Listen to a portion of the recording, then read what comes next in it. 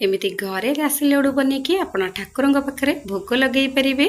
नमस्कार, ममता किचन ओडिया को आपण समस्त को अनेक अनेक स्वागत। आज मुझे शेयर करी राशि लड्डू। एबे चलतु देखि नबा आज रेसिपी।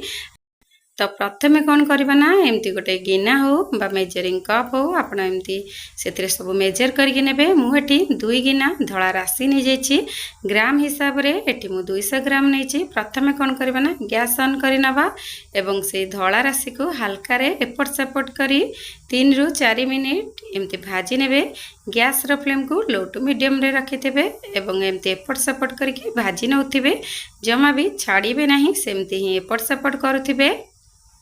जेते बेले कि आपण देखिबे भाजी आसलानी बा हल्का टिके कलर चेंज हो आसलानी, सेते बेले कौन करबा ना राशि को बाहर करि नबा।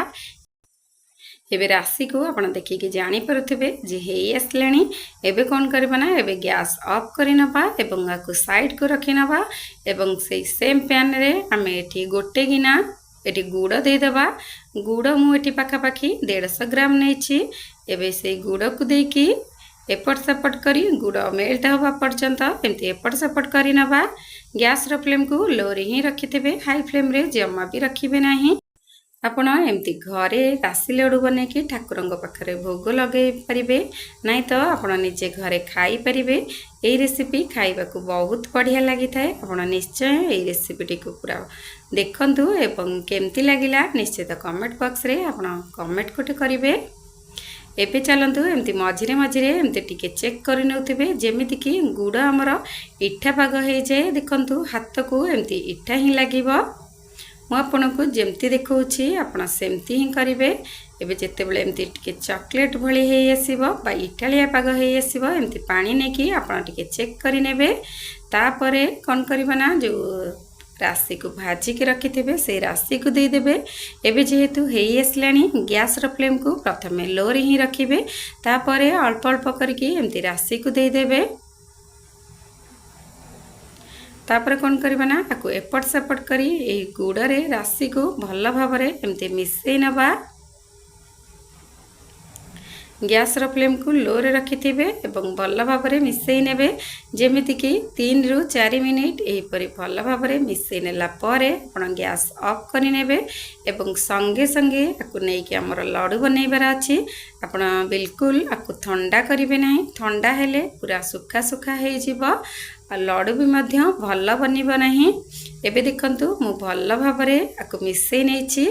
एबे कोन करबा ना गैस ऑफ करि नबा एवं आपण जदि ठंडा करूछंती तबे 2-3 मिनिट आकु ठंडा करिवे, किंतु बेसी समय ठंडा करिवे नाही।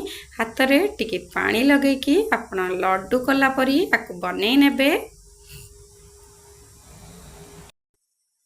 लड्डू बनैला बेले आपन को टिके शीघ्र शीघ्र लड्डू बनैबा को पड़िबो, नाइ तो जदि आपनकर लड्डू बनैला बेले जदि सुखिला हो जाउछि तबे आपन गैस रो फ्लेम को पूरा लो रे रखिकी आउ टिके बसैकी एपट सेपट करि नेबे। पुणी जेमिति थिला सेमिति ही हे जिवो। एबे चलंतु एमती लड्डू आकार रे आपन एमती गोल गोल करि नेबे। आपन एही परि बनांतु, देखिबे बाजार भली बढ़िया टेस्टी बनिबो। आपण ये सेम प्रोसेस रे चीनी मध्य देकी बनै परिबे। देखंतु एबे राशि लड्डू एही परि मु बनै नेछि। आपनकर बहुत कम समय रे एमती गोटे स्वादिष्ट रेसिपी आपनकर प्रस्तुत हो जिवो।